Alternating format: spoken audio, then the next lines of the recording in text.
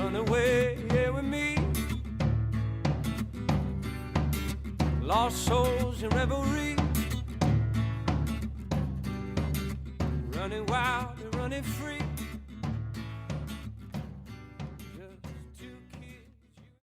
Welcome, Renegades, Rebels, and Outlaws, to the Chong Show with Foxyheals here on Revolution Radio. This month we're going to be covering a host of topics from AFC 2, War Games 5, the new Hearthstone changes with the standard decks, and the Warcraft movie trailer, the former two being the highlights of this month. And we'll go ahead and start with AFC 2, but before we do that, Foxy, how are you doing today? I'm doing fantastic. How are you doing? Fantastic. Ready to have a good show. So, episode 3. Let's start in with AFC 2. Azerothian Fighting Championship 2 will be the second prize fight event in Guild history. We'll jump right into the predictions and analysis for each fight. We'll go ahead and start with the preliminary card here with Yacht versus Bruiser. This one's going to be interesting. It's Hunter versus Death Knight. Two classes that have one was just never dominant until Glen Moreau, and the other one is really a class that was just the dominant class beside Paladin in 2012 and even last year in 2015. But Bruiser really is the Cathaltus of 2016, and what I mean by that is in 2014, Cathaltus was really the lone wolf of paladins. I mean, this was before Javar had come along. He was the only paladin on the roster, and he was really trying to restore the paladin class to dominance in the SNF. And Bruiser has pretty much the same narrative here in 2016. He's the lone wolf Death Knight on the roster, and it should be interesting to see the contrast of range versus melee DPS. Bruiser with the death grip, Yacht with the disengage and the deterrence. Foxy, how do you think this one's going to go down? Well, I've been watching both of them, and Bruiser has progressed by leaps and bounds from when he first started, uh, all the way from battlegrounds through arenas to his last SNF fight with me and a couple of other people. He's stepped up his game. He's gotten better. I think he's in all blues now. He's got a couple purples, so he's getting there. Um, Yacht, on the other hand, she's in all blues. I think she has two or three purples. Um, so really, it's going to come down to if she could stay away from him. Uh, she might have it, but Bruiser has a lot of burst, especially with his death grip and stuns. It's going to be a close match. I'm going to have to give it to Bruiser. I think Death Knights have more heals, more durability, and by the time this comes around, I think he's going to have more gear. He's going to grow a lot more. His skills are going to improve. I'm going to have to give this one to Bruiser. Well, between the two, and this is not just to go against Foxy just for the sake of having a different opinion, but I believe Yacht is going to get the win here just because, I mean, Bruiser has the stuns and he has death grip, but I just think Yacht is going to be able to kite him around and unleash enough consistent DPS. He's not going to be able to answer. And keep in mind, the Death Knight heals come entirely from being in melee range. So, as you said, Foxy, if Yacht can keep a distance, she'll have the fight. But I just believe that what I've seen from her, she's going to be able to keep that distance and bring the pain to Bruiser and eventually get the win.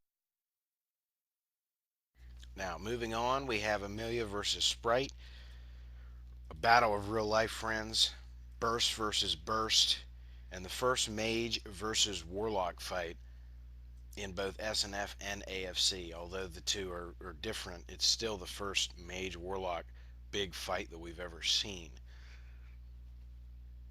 Both of them have a lot of burst, as I said, but I think Sprite relies more on the crits, Amelia relies more on CC, so it should be interesting to see these two contrasting styles, both casters, going head to head. How do you see this one ending up, Fox? Um, Sprite has impressed me a lot over his SNF career, or the beginning of his SNF career, I should say. But I think M has grown more from not playing any PvP whatsoever to where he is now. He's learned how to line of sight, he's learned how to heal, he's learned how to use his pet, he's learned how to move around, CC. Um, it's going to be close. It's going to come down to who gets their crit or embers up first. But I think M has more consistent damage, more damage output.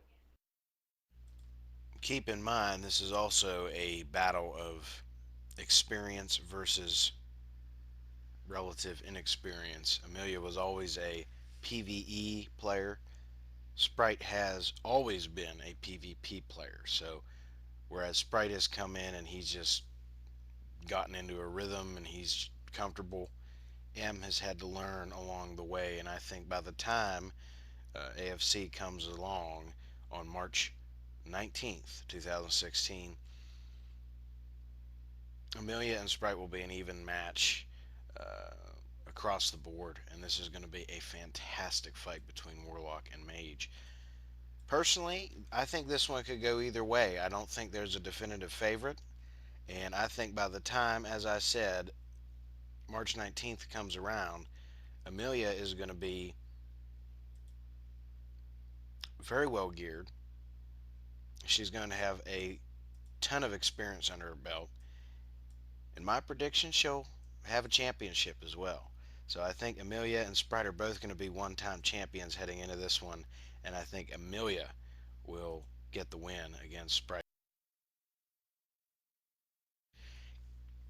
The reason I say that, in addition to just my own feeling of how this fight is going to go down, is this is going to be at Black Rock Mountain.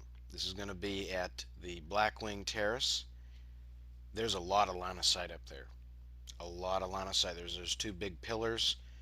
Amelia is going to be able to use that line of sight to her advantage, and she's going to rain fire when she needs to rain fire and get the win over Sprite. I don't think Sprite's going to be able to counter the line of sight. He needs to build up. He needs to get the right crits at the right time, and if Amelia can kite him as she's done before, that's going to be the deciding factor, which is why I give it to Amelia.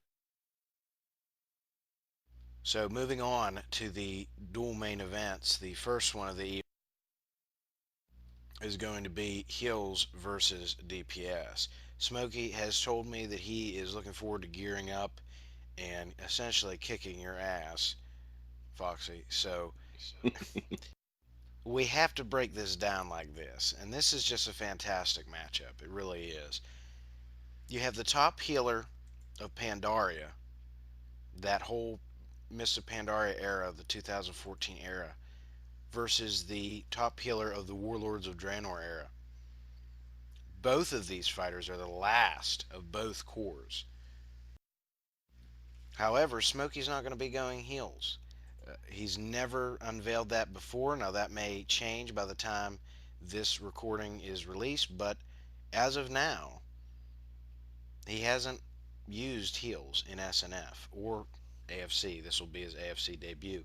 So it'll be interesting to see, with the backstory having been said, these last two juggernauts from their respective cores, Foxy just having the 8+ championships and Smokey still looking for the spark that will really start to cement his legacy in the SNF and AFC. So, Foxy, obviously you're going to be biased in this, but what are you expecting from Smokey as Farrell, full conquest, hungry for a huge prize fight win against?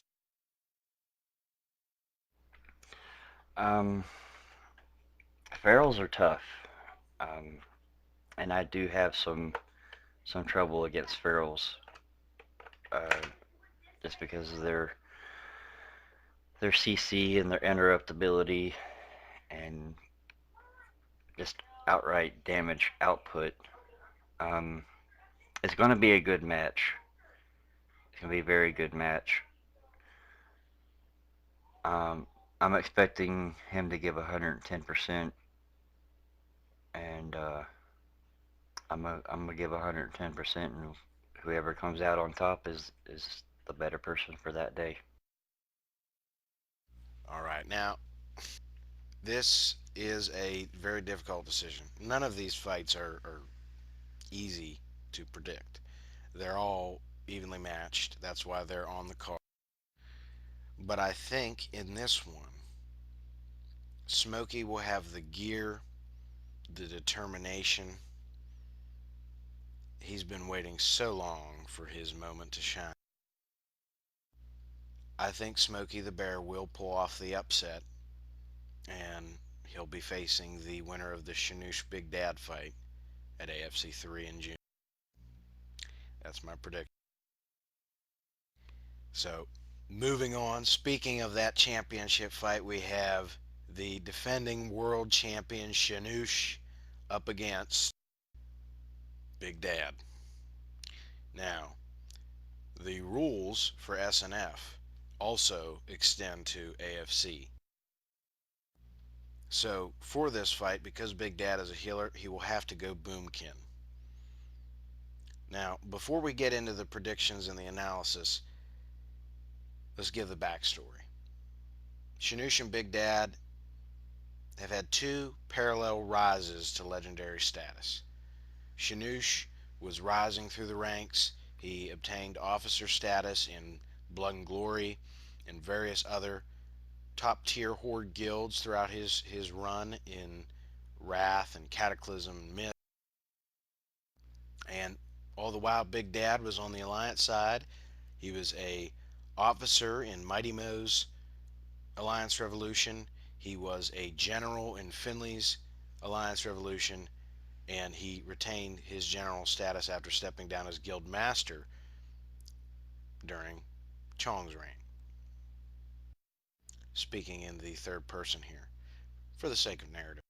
But he's been doing that all the while. Both of these two have been officers. They've been high-ranking, solid members for any guild that they have ever been in. Now, Shanoosh is war chief of Warsong Offensive. Big Dad is the former guild master of Alliance Revolution, and they'll be facing each other in War Games 6 this May, which will just be the finale of all the different world PvP and battles that have been going on throughout the winter and the spring. That said, we'll move into analysis and prediction. Do you think that Big Dad will be able to somehow master Boomkin enough to where he can have a chance against Shanoosh? There's a good possibility. Um, Boomkin versus Warrior has always been a guessing game. It comes down to skill and whatever you want to call it, luck, I guess. Um, it's going to be a very good match. Very good match. I don't know if Big will have the Boomkin experience to take out Shanoosh. Shanoosh, on the other hand, um, has had tons of experience. He knows how to play or you know how to play, I guess. Um, it's going to be a good match. It's going to be definitely a good match. Who do you think is the world champion at the end of the night? At the end of the night, after everything's all said and done, Yep, Shanoosh versus Big Dad. When the dust settles, which one of these two legends is standing as world champion? I would love for Big Dad to win. He deserves to win. He's been trying for a long time. But I have to give it to Shanoosh on this one. I think his DPS is going to be more than Big can handle. Boomkin DPS or Boomkin healing is not as good as Resto healing, obviously. I think the DPS output is going to overweigh the healing, and Shanoosh is going to come out on top. What do you think the key will be for Big to, if nothing else, bring it to the rolls, to just survive? Do you think he should stay in Boomkin? Do you think he should mix it up? You've seen him fight numerous times. What do you think the key to his success in this fight is going to be? His key is going to be distance. In this fight, distance is going to be his greatest ally. Just staying away, getting out those moonfires, starfalls, and then heal when he can, and then keep distance and just keep chipping away. Um, that's about as good as he's going to be able to do. There's no real secret to beating a warrior other than just chip away until there's nothing left. All right, so Shanoosh and Big Dad, Foxyheals and Smokey the Bear, Amelia and Sprite and Yacht and Bruiser will all clash on March 19th, 2016 at 6 p.m. server live from Black Rock Mountain. Should be a fantastic fight card. I'm looking forward to seeing the outcomes of each fight and how the fights affect the June card, which will be AFC 3. Moving on to War Games 5, which is the grand finale of March, the other big key event for the month. We have Guildmaster Chong, yours truly, up against Officer Amelia. The undefeated streak, 3-0. The streak that was built on the broken, defeated bodies of Siwas, Big Dad, and Foxyheals. That streak will be up against the new blood Amelia in War Games 5. And for the first time ever, there will be Temple of Kotmogu and Battle for Gilneas without Warsong Gulch as the two featured battlegrounds.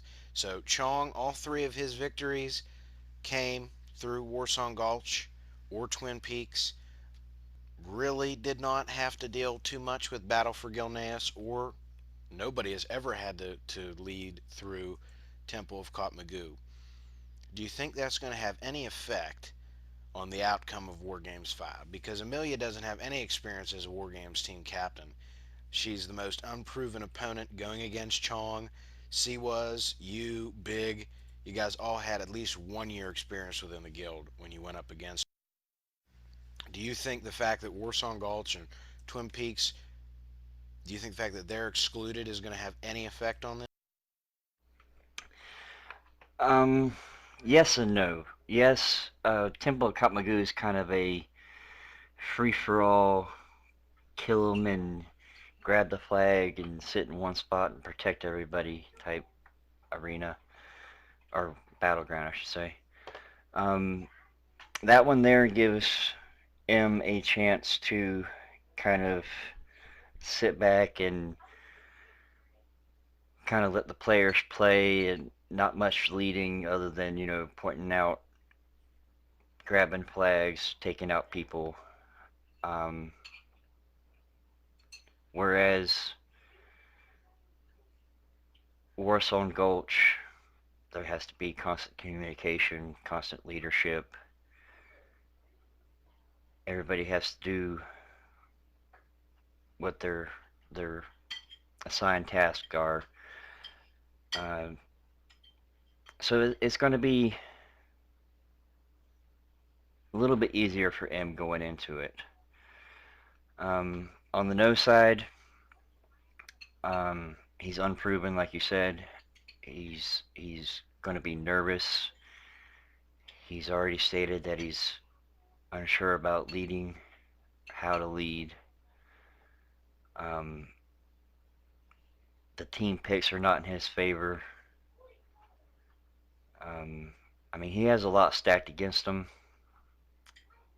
and right now it's just I don't know if he's going to be able to handle the pressure that's coming his way.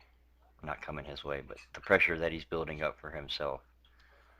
So it could go, well, the to answer your question, yes and no. I think is going to be,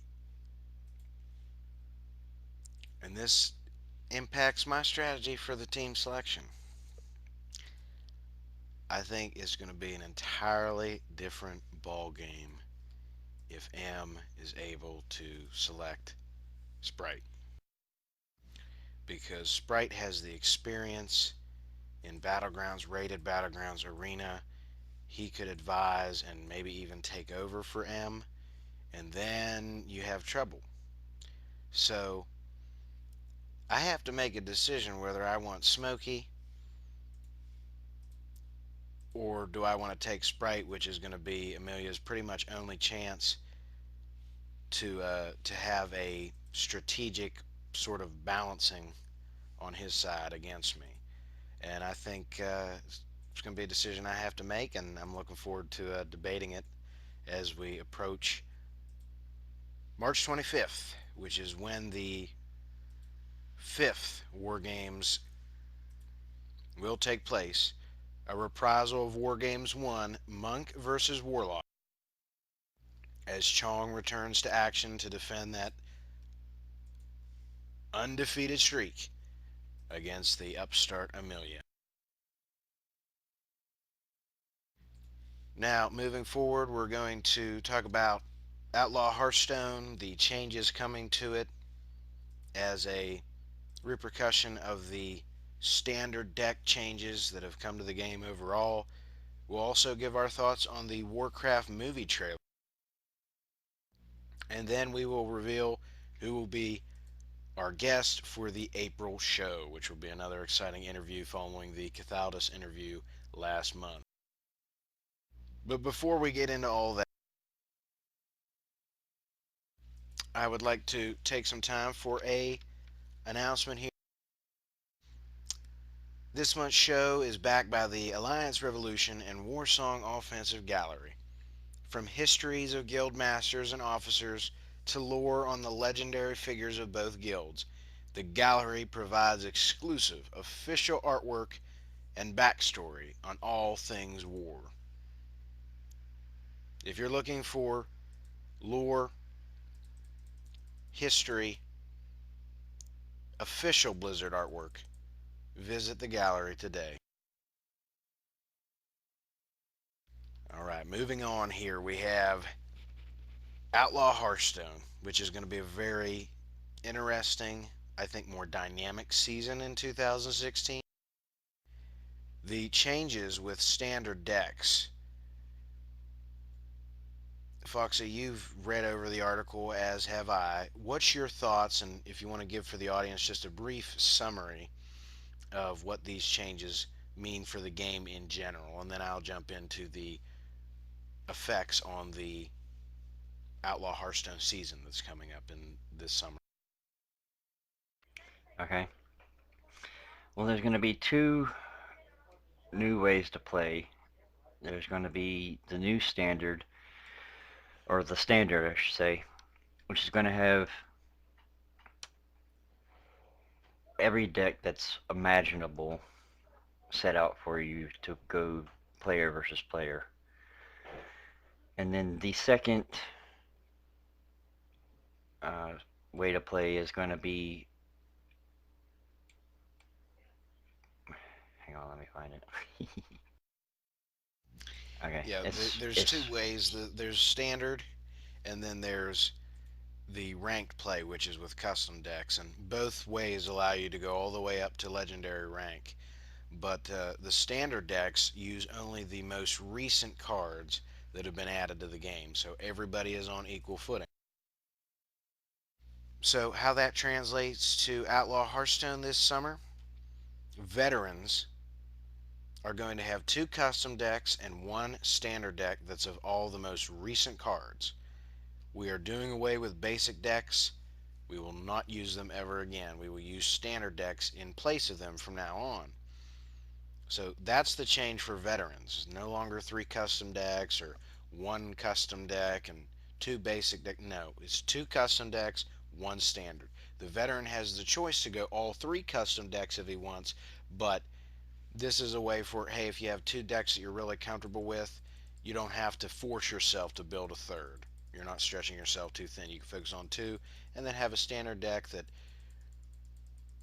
has a featured hero that you really enjoy playing and feel comfortable with, and you're willing to have some randomness.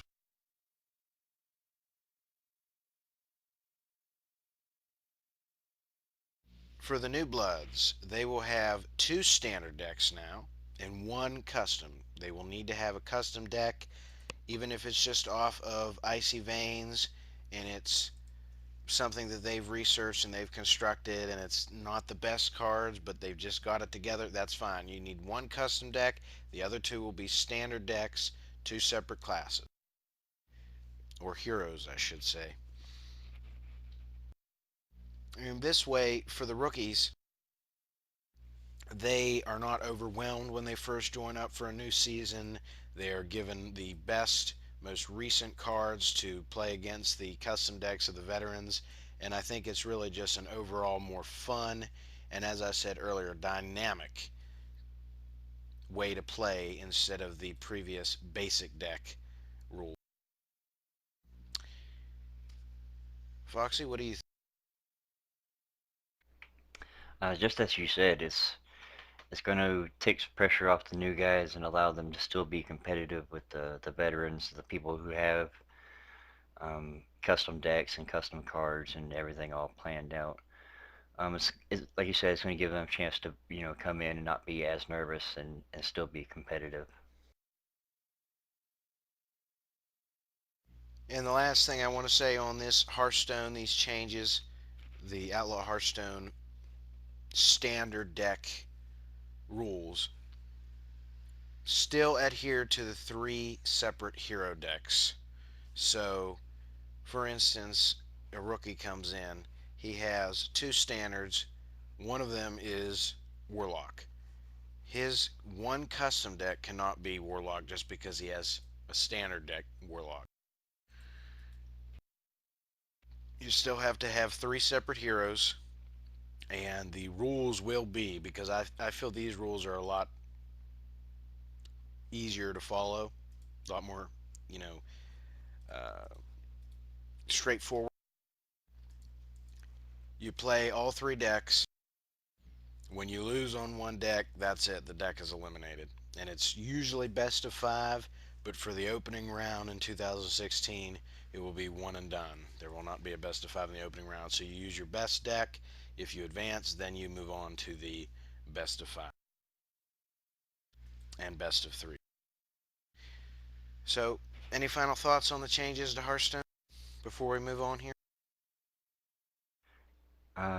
Not really. It's going to be interesting and a lot of fun. Looking forward to facing some new people this year. All right, now moving on to the Warcraft movie trailer, which was released last month. I'll go ahead and give my thoughts on it, and then Foxy, you can chime in as well. My two thoughts, one positive, one kind of negative. The first was, I think the orcs look fantastic. I think the CGI is of a good quality. None of it looks that cheesy. It looks good. It looks solid. As an action movie, I think it will deliver. However, I feel overall the trailer really had a weak delivery of the narrative. They didn't really explain who the orcs were or why these two races, why it's two worlds, one home. They didn't really explain any of that. They just showed some humans, in conflict with each other. They showed one of the orcs trying to get help from those humans. They showed a guy riding a griffin. Some generic fantasy scenes. I don't really think it's enough to pull an audience in that's not invested in the Warcraft universe. That's just my honest opinion. However, I thought they did a fine job considering the scope of what they're dealing with. I don't really think there's a way that you can, in a 2 minute block of time, that you can properly say, well, these are the orcs, and here's their backstory, and here's the humans, and here's why they're fighting. You can't do that. So I think, given the time slot and the shortness of an advertisement, I think they did a fantastic job. I just hope that in the future we'll get some more focused advertisements and trailers that really show the audience what they're coming to see. Foxy, what did you? I thought it was a very good trailer, and I'm really excited for the movie. Um, we'll go one up, one down, just like you. I was impressed thoroughly with the trailer of the movie so far. Um, there were a lot of things, well, visuals in the movie that you could get onto World of Warcraft and see. Like Stormwind and Dalaran, cities, whatnot. Elwyn Forest was there. Um, there was a lot of you know characters that are in the game that you can see in the trailer. Duratan was in there. Draka was in there. Um, Orgrim Doomhammer was in the trailer. Um, so it's a lot of you watch the trailer, you can get on WoW and kind of, for lack of a better term, see what they're trying to do with the movie.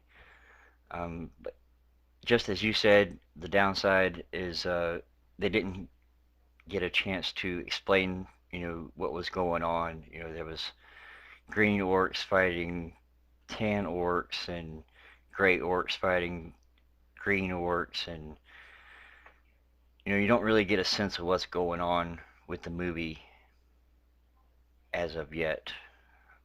But from a WoW player watching movie that's coming out about WoW, I'm very excited. It looks great so far.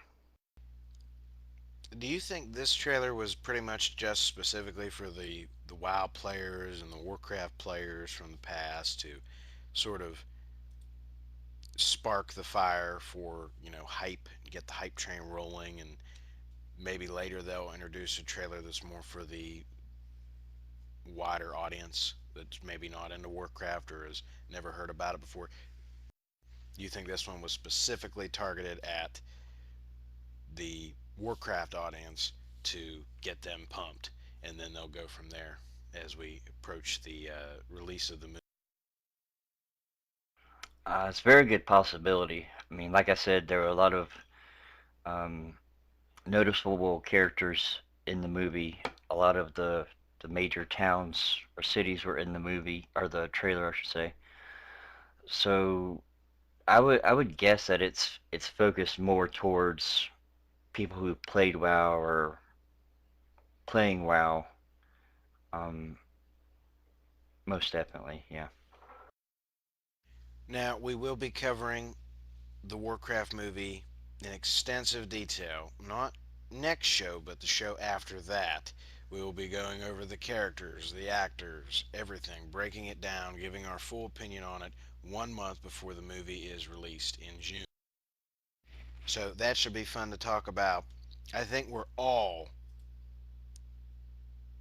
on board with the idea that we want this movie to be a success. We want it to do well because who doesn't want to see the story of Arthas, the story of Thrall on the big screen? I think if they can make this first movie a success, it's going to be hard to make it a failure because you have to think how many millions of players throughout the years are going to go to this movie just to get some nostalgia and see the characters that they have learned so much about by playing the games. You hope that this is a success, and I look forward to seeing the sequels that are going to come afterwards. And man, I really hope we get to see, as I said, the Arthas and Thrall storyline specifically in the theater. I think I think there's going to be at least a couple more movies. From what I can tell, this one is centered around the Fell Orcs taking over Outland and the Orc tribes having to come to Azeroth. I think it's focused more towards that era. So I think that the next couple of movies that are going to come out are going to be, Lich King, maybe a Pandaria movie. I don't think they're going to do a Warlords of Draenor movie. That would be kind of stupid in my opinion. But um, I think there's at least two, maybe three more sequels coming out, most definitely. So I think in the sequel we're going to see Blackrock Mountain, and they'll have a bunch of they'll have probably 40 actors, different actors playing different roles, and they'll go in and they'll be sure to show the Leroy Jenkins part of the lore because that is one of the most iconic moments of Warcraft lore is Leroy Jenkins. And then after that, they'll have the 40-man raid, sit around for 4 hours trying to kill Ragnaros, that'll be the CGI budget right there. It'll just be a massive Ragnaros fighting. And it'll be a 5 hour, 6 hour movie. And then they'll call bio, and then there'll be a sequel to that. It'll be like part two of the sequel, which will be when they down Ragnaros. And then from there you have Burning Crusade, you have Black Temple. Just think about that. You get 40 actors. You don't have to pay them that much. You have your tanks, you have your healers, your DPS. I think that is going to be phenomenal. And then eventually, as you said, you'll get to the Lich King. You'll get to Pandaria. Um, you'll see bipolar Garrosh and all that, and it'll be fantastic. So yeah, I'm looking forward to that. That should be great. Give the world a true taste of Warcraft, those 12-hour Ragnaros raids. All right, so yeah, in all seriousness, as I said, we want the movie to do well, and looking forward to seeing it in theaters this summer. Next month, we will be interviewing the Stormwind Raiders retired Guildmaster Herlock. We'll be speaking to Herlock on how he got into WoW, how he became Guildmaster, what happened to Stormwind Raiders in Firelands, what is his take on what happened in Firelands, and if he'll ever be back in game. We'll also ask him what his thoughts are on the current state of the game, what he thinks about Legion, if he's given any thought to it at all. And it'll just be a good discussion with an old friend of mine that I've known for years. Both got started around the same time. Should be a fantastic interview. That will be on the next show, episode 4, coming in April. Can't wait. All right. Thanks to all our listeners who have clicked on the play button and have visited the show and continue to give their patronage to us here as we march forward. Episode 3 in the books, and many more to come here. And that'll do it for episode 3. As I said, episode 4 coming next month. Until next time, we press on. Thanks again, everybody, for listening.